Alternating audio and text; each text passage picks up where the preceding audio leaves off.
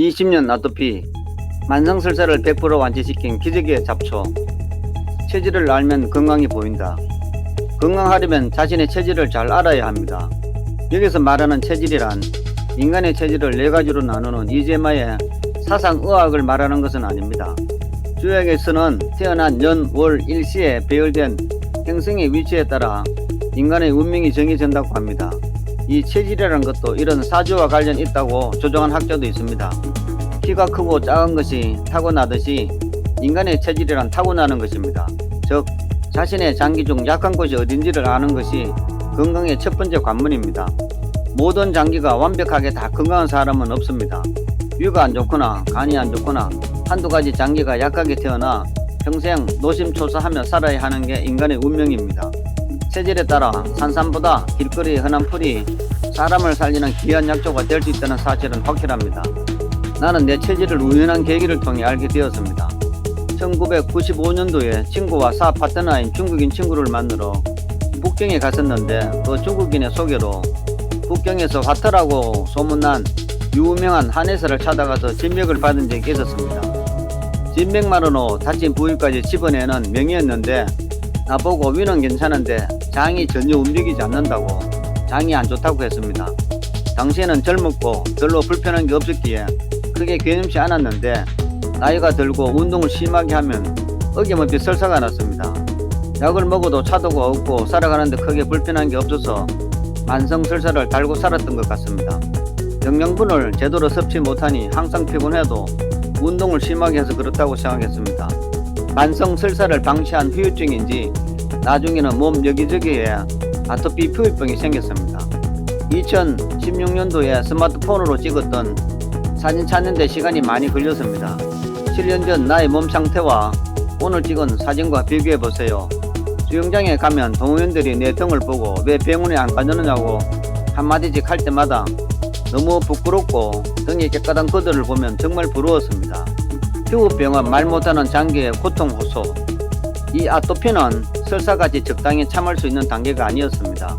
피부과에 가서 부신 피질 호르몬을 처방받아 먹고 바르면 거짓말처럼 낫고 시간이 지나면 온몸에 또 생기고 하는 악순환이 계속되었습니다. 피부병원에도 여러 군데 돌아다니고 가려움증에 특효라는 말이 들어가 있는 약이나 연고는 안 써본 게 없었습니다. 피부병에 관련된 서적도 구해 공부됐지만症状은 점점 심해져만 갔습니다.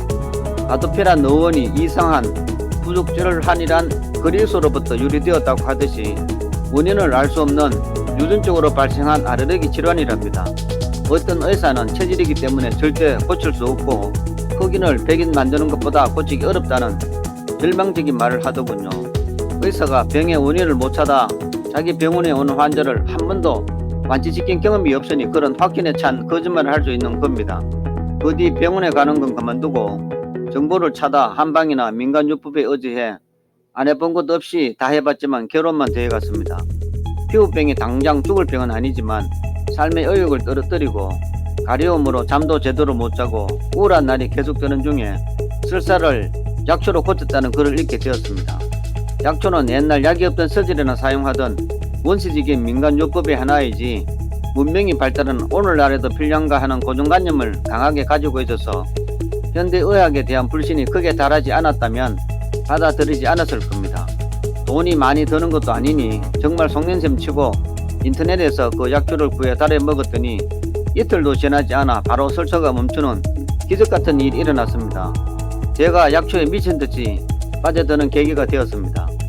만성 설사가 멈추자 언제 아토피 피부병이 없어졌는지도 모르게 깨끗해져 버렸습니다.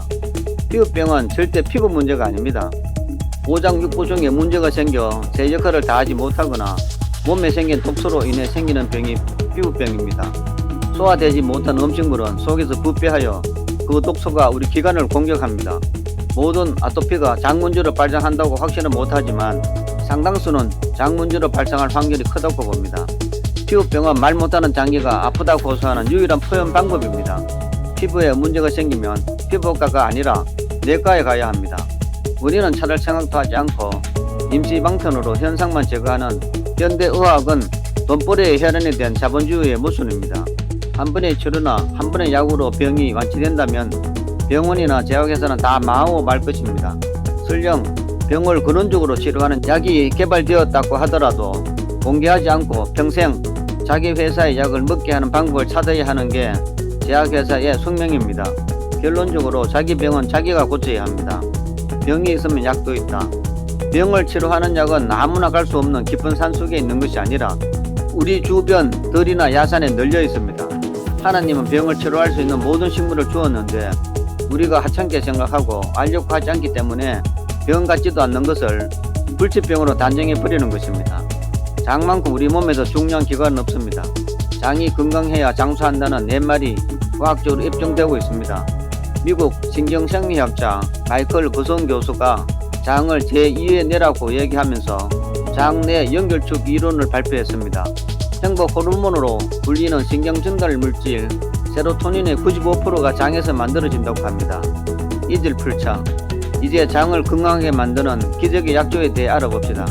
그 약초는 현지초라고 불리는 이질풀입니다.